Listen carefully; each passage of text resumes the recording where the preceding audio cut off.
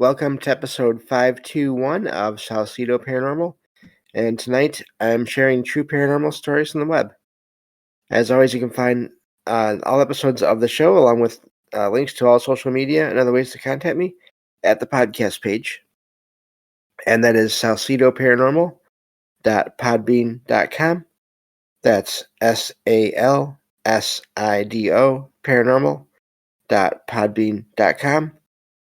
Always happy to hear from you all, whether you have comments or questions or topic suggestions or stories of paranormal experiences, whether they're your own or from others that you trust.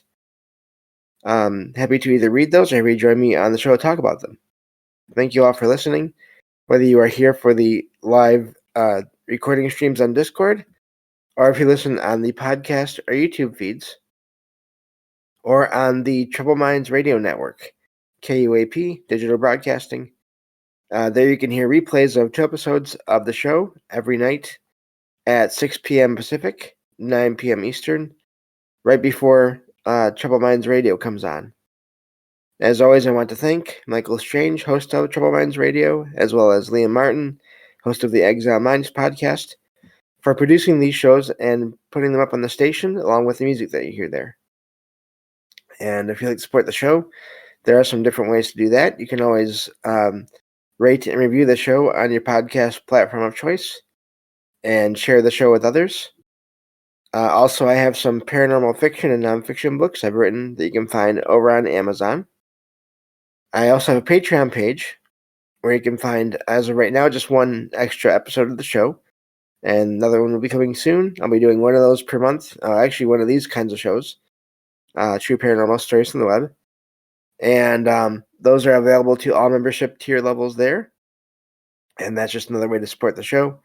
Or you can do that also through just PayPal, one-time donation there.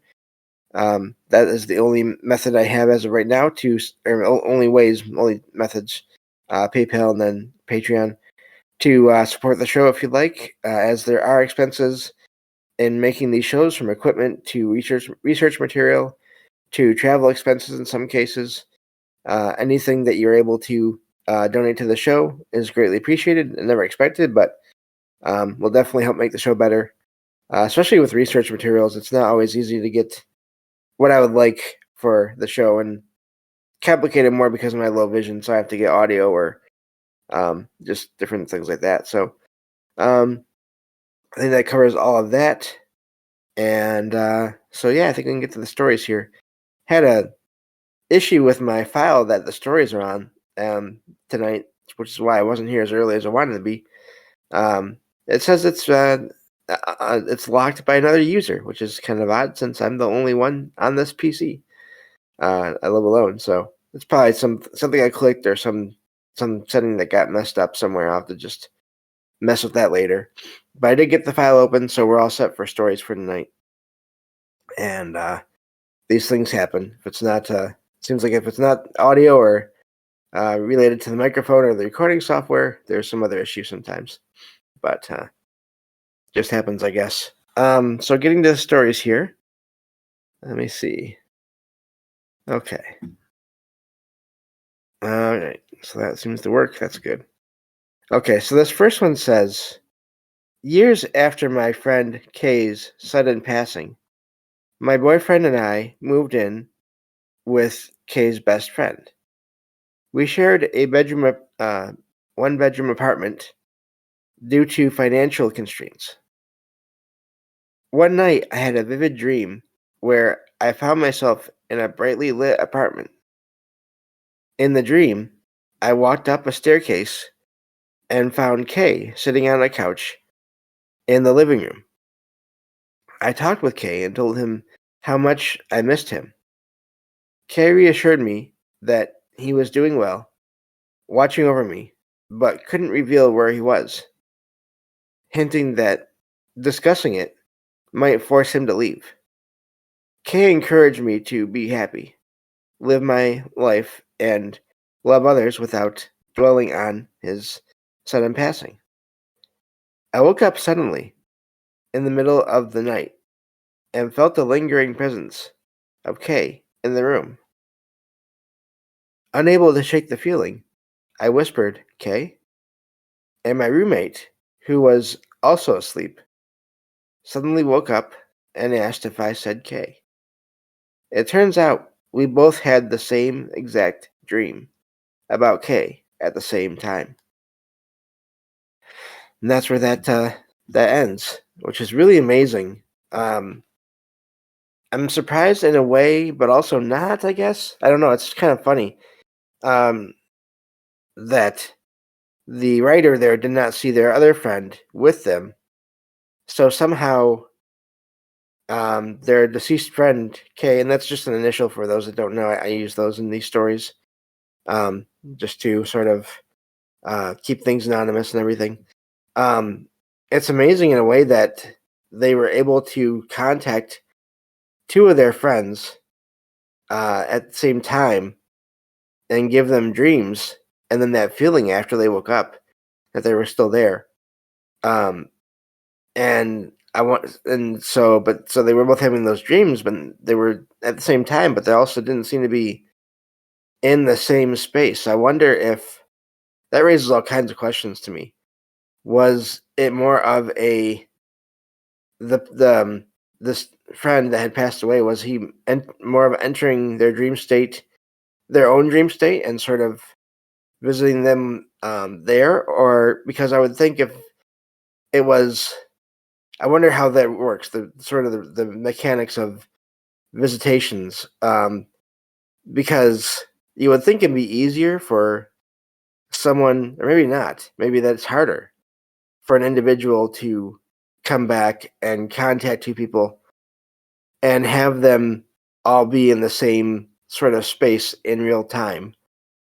Um, I wonder again just how the mechanics. And it always amazes me too when you hear that the spirits or the people say, "I can't really say where I'm at or what's going on," or basically, "I can't give you details about what things are like from my end, but everything is okay. But I can't really go into details on that." That's just always amazing to me because that indicates some kind of, I don't know, some kind of a system, some kind of order. Um, the just all those things. Yeah. Um, so yeah, hello Derek, I see you there, and everyone as well. Yeah. Yep. Let me see here. Derek says we talk about time not being linear, especially in the dream space. What if space is also not linear in dreams? All of space time being wonky. Yeah. So you can be in the same place, but in different places at the same time. Right. So yeah, I just wonder how that works and the mechanics of everything. And again, this isn't the first time I've heard of a visitation from someone saying, "Yes, I'm here, and I'm making sure you're okay, but I can't talk about what things are like where I'm at or where I'm at." Um, so those are always amazing, and that has been worked into fictional stories as well over the years. A lot of cases. I think that's actually. I may need to go back and review those books at some point. The Odd Thomas series of books. Um, in that universe, the spirits there that the character Odd Thomas, and yes, that is his name, ODD Thomas. Uh, the spirits that he can see them, but they don't make sound. So they can make gestures and they can be seen, but they can't be heard. And of course, that's just that one universe. There's plenty other variations to that. But I wonder again, that series sort of does. There seem to be rules in there, and I wonder if there are rules or some kind of system. Anyway, I'm getting too deep into the weeds there with that, I think. But an amazing account there, and I don't doubt that's possible. As I've said before in previous shows, I've had visits from my grandparents that have passed away. A few from my grandma, for sure, and they are always really. They feel different. They don't feel like regular dreams. I can say that for sure, and uh, there is some kind of a sense of something more there than just my own mind. So Really amazing one there, and that's part of why we do these shows, because I'm not the only one that has these experiences. So let's see here. Move on to the next story here, and go from there. Let's see here. Okay, so this next one says, I am 21 years old. This happened during my freshman year in high school, when I was around the age of 16. The event occurred in my room while my parents were sleeping in another part of our large house. My room was on the ground floor, and my parents' room was on the second floor. Around midnight, while I was playing games and watching videos on my phone, I heard 3 quiet taps followed by 3 extremely loud knocks on my outside window. The loud knocks were so intense that I thought the glass might break, causing the entire house to shake. Initially frozen with shock, I considered the possibility of an older friend playing a prank on me, but I couldn't move. My parents, angered by the noise, came to find out what had happened. I told them of the sounds and explained that they came from outside. This happened a few days after a snowstorm in Colorado, with around 4 inches of snow on the ground. My dad checked for footprints outside, but found nothing near the window. My parents thought I had caused the noises, but it was a genuine and unexplained event. I believe in spirits and demons, and the experience, although unexplained, was frightening and unforgettable. And that's where that story ends. That account ends. That's knocking and sounds and things are always amazing to me, because, of course, a lot of people, understandably, the idea first is that there's someone trying to make contact there, and that's frightening, or that someone is evil, especially with the three sounds. Although technically there was 6 that time. But it's always amazing too, the ones that are so loud that they seem to shake the house. And I've heard that before as well. So, and I always feel bad too when people have an experience like that, and the people that are with them in the same building think it's them trying to get attention, which is what it seems like here the writer was saying about their parents. And that's also another kind of rough situation to be in, when people don't believe you and you're sitting there thinking, no, I didn't do this. The fact that there was snow outside, also, you would think there'd be footprints in the snow if there was an actual person that did it. I've had that before. I've had tapping before on a window. At that training, I stayed in a training center for people with low vision or no vision to learn various independent living skills. Basically, learn how to get by when you don't have full vision or you have no vision, and you stay there for long periods of time sometimes. And my last time I was there, I had that kind of a knocking, not to where it shook the building, probably partly because it was such a big building anyway, but to where the windows, I mean, there were loud bangs in the windows. And yet, I knew that outside, because I'm in Michigan, this also happened in the middle of winter. And I knew that outside there were bushes that were all covered in snow. There was snow, and I had seen it before, like from the other side of the building. There was snow piled up against the building that was at least waist deep. So I don't know how anyone could have gotten to those windows to knock on them, and not made a bunch of sound trying to get to the snow, unless they had a really long arm. And I mean, I could see the courtyard where the windows were at. I could see outside, and there was never anyone there when those knocks happened. So that is an odd feeling. And just, again, the question for me is always why. Why is someone trying to the attention of the person experiencing that. It's sort of tricky because is that the only thing they can do to get attention? Which, yes, okay, you get attention, but then if that's all you can do, then why bother? Because that's all you're going to be able to do. It's really odd to me that happens, or maybe they if it's someone that does not have a physical body, but they can manifest these sudden bursts of activity in the physical world. Can they do these things, but then when they're trying to communicate after, it doesn't work. So all the people that are there will ever hear is the knocking sounds or the bumps or the bangs, but not the message. So yeah, I don't know. Let's see here. Derek says, yeah, exactly. Why only the 3 knocks? There are some, I believe, biblical connotations there, but it's always hard to know if that's.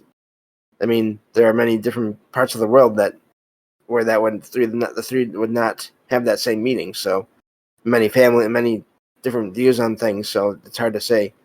Is it like Ghost the movie where they have to muster up the strength right? If not, figure out Morse code or something. Yeah. That's always I wonder about that. Yeah. Let me see here. And then here in the chat, possibility of trying to get you to expand the mental energies to form a thought form. Yeah, I mean there's just so many questions that come with those things, and I'm just wondering in this case if the writer there. I mean, doesn't sound like. Usually, it seems like if there's multiple experiences in the location, and from what I've read anyway, and through these different forums, people will say that they'll say there have been many things that have happened here, and then they'll go into the list of those things. But so then I always wonder when it's like this just one-off experience. Again, what is the meaning behind that? Is it someone just trying to get attention as they're passing through? So a lot of questions as always, nothing but questions. But yeah, so I don't know. Just the knocks. I find it odd too that the quiet ones and then the 3 loud ones. I wonder if that happens sometimes when people don't even hear the quiet ones at first, and all you ever hear is the loud ones, and then people just automatically go to the loud ones because they're louder. So I don't know. Maybe everybody's focused on 3, and it's supposed to be something to do with 6, and it's something to do with the quiet and then loud is also there's meaning there. So yeah, Derek, I think you probably heard this before. Says in the chat, if it were me, I'd try to at least knock a pattern or a tune or something, unless I'm limited in some way.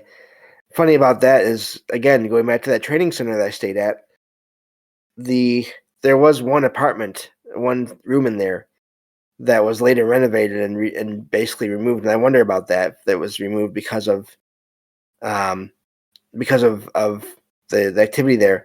Where the first night I was in there, I happened to sit down on this couch that had a metal frame, and I just happened to tap on the frame of the couch with my fingernails and just tapped a little pattern, and I heard that same pattern tapped on the bathroom mirror a moment later, and at this point I'd had other experiences, so I was surprised, but I wasn't really frightened at that point just yet.